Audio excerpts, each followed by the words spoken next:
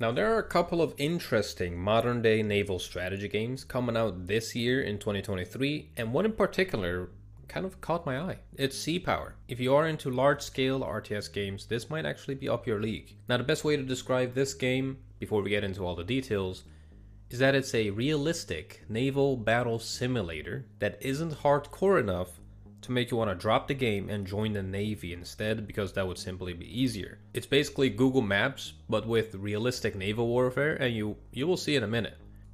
In terms of scale, 1 nautical mile IRL is 1.852 kilometers, so almost 2 kilometers, and that is what this game is set to as well. So the scale is ginormous. Let that sink in. No pun intended. A team of 3 based in Sweden, Poland and Germany have been developing this since 2019 using Unity, and they have put an early focus on realistic terrain. Now, besides good looking textures, Sea Power will make use of publicly available radar data and underwater landscape data to model the map in a procedurally generated world based on the real world. So in theory, you can go anywhere and the area will be mapped based on the actual location in real life, which is just mind-blowing to me. Now, the first teasers of a ship and helicopter were made in June 2020, even animating the transport of the helicopter with folded rotor blades onto the flight deck before it takes off and moves away. Now, obviously in a naval force of any modern day military, it's not just ships but aircraft as well, which will be interconnected with your forces. Now, they've already given me the impression that they want to really create an eye candy game that is still very strategic and relatively realistic, and it's also what the developers themselves confirmed in a later dev diary in October 2020.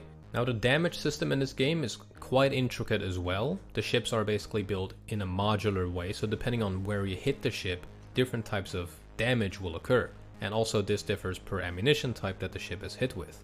Now, being a good eye candy game is obviously very important, but couple that all with good audio and you have yourself a work of art. Just listen to these clips of plane flybys and missiles being fired from ships.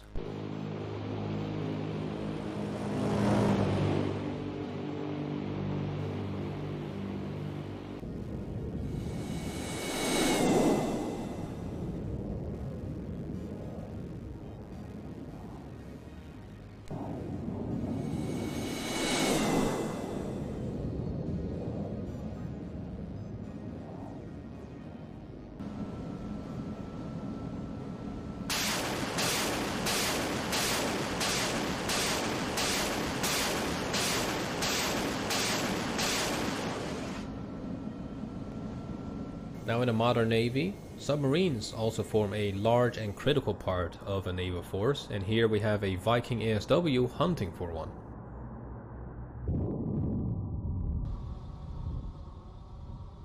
Now let's move into some actual gameplay footage. Do remember, all of this is a work in progress, but we're about to see some very cool things happen. Here we have a K-25 going to scout ahead for our ships, for blue side here, and basically see where the enemy is. Last known location of the enemy is straight ahead, but the distance is roughly known, but their exact location isn't. Just their last known location is, I'm guessing. So the K-25, you can adjust everything from its speed to which sensors need to be on, to its altitude. You can give it nice waypoints for it to follow and kind of just forget about it.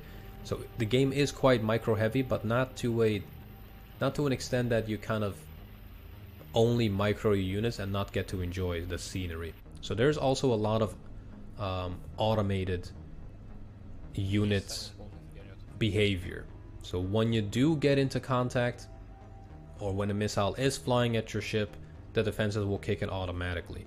When you do notice a ship, if you give the order to fire at will, it'll fire at will. So there's a lot of things that also help you, and it really makes you feel like you're part of the mission here and not the one leading every aspect about it, but you can do that if you want to.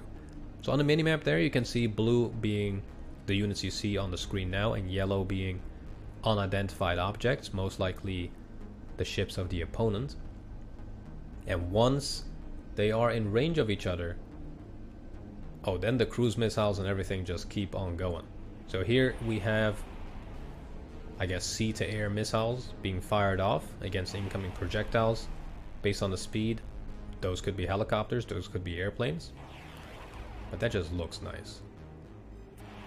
One really cool thing about this is you can even follow these missiles in mid-air, which is going to happen here in a little bit. And that is why they really wanted to go for this large scale, because these are supersonic. Look at that thing. That is gorgeous.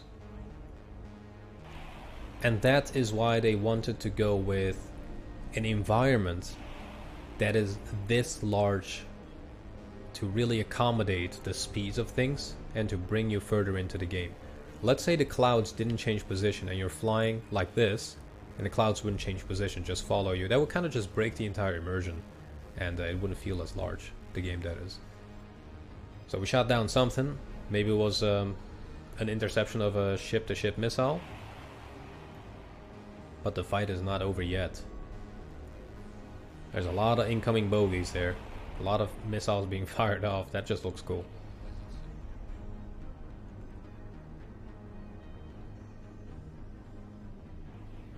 Nice little sunrise there. Again, dynamic weather, day and night cycle. All the good stuff. Just zooming out really just makes you realize what type of scale we're playing with. And I've never really been into like naval combat games. I used to play one that was kind of a World of Warships clone. It was quite enjoyable. I really liked playing it, but then like all these other RTS games came out and I kind of just got sucked into all of that. But this might be the game that kind of brings me back to it. Oh, here we go. Basically the Russian counterpart of SoullessVase is kicking in. Look at that.